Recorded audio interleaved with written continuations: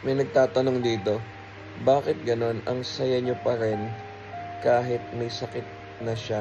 Ano masasabi mo asawa ko? Bakit ang saya daw natin kahit may sakit ka? Una, wala na pong sakit si wifey.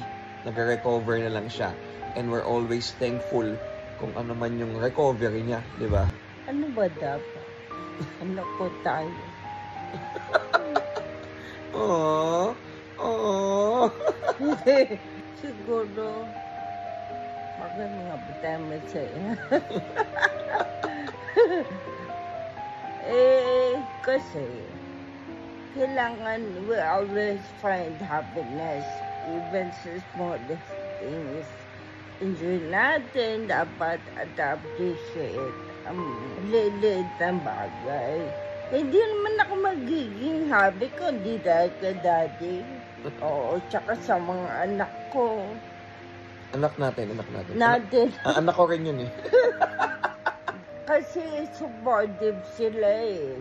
Tsaka loving sila, caring. Siguro nga blessed ako. Ang pogi o, tingin mo. Pak! Siyempre, page niya to. Uy, page natin to. Nakikibang nga lang ako. Hindi, kasi guys, hindi lahat nakaka-survive sa operation.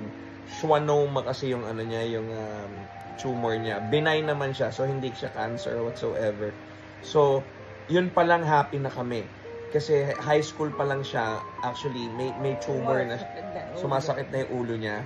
So, kada lang alam nila, wala na po kung ba't din dito. Yeah, wala, hindi siya nakakarinig dito. Nandito kasi yung anak ko, tumor ko. Pero, I'm so lucky with my wife kasi lahat, positive siya talaga eh. Yung mga, tandaan nyo, lahat ng kino-comment nyo nakikita niya. And bakit kami happy? Because we got each other. Diba? Yan. Sa 18 years na magkasama kami, never pa kami nagkaroon ng away. Never. We are not trying to be perfect here. Yes. Di po kami perfecto. Pero siguro yung attitude lang sa mga challenges, sa mga problema, ganyan. Sa mga nagtatanong kung anong ginagawa niya before siya naoperahan. Dati po ako model. Dati po siya kumakanta. Hanggang ngayon naman eh. Kaya bakit kami happy? Kasi kumakanta pa rin naman siya. So nagagawa niya pa rin yung... Di nga lang maganda. Hindi maganda pa rin ah. Tsaka look at her. She's still the most beautiful girl in the world. Diba? Then, nandun ako sa acceptance stage. Natanggap ko na. Hindi na ako babalik ng 100% sa dati. Pero...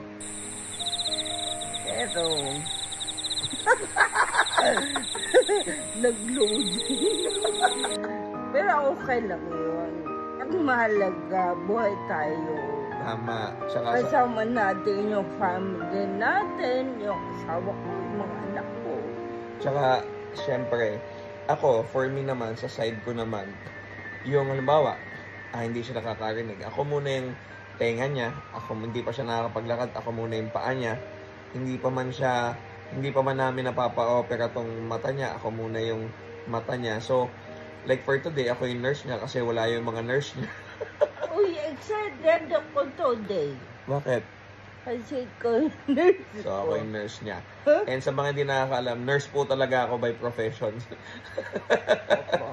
Wala akong nurse today. Shout out sa mga caregivers ko. So, yun guys. So, we're happy. We're blessed. Happy New Year sa inyo. Happy holiday. Happy holiday, guys. Bye-bye.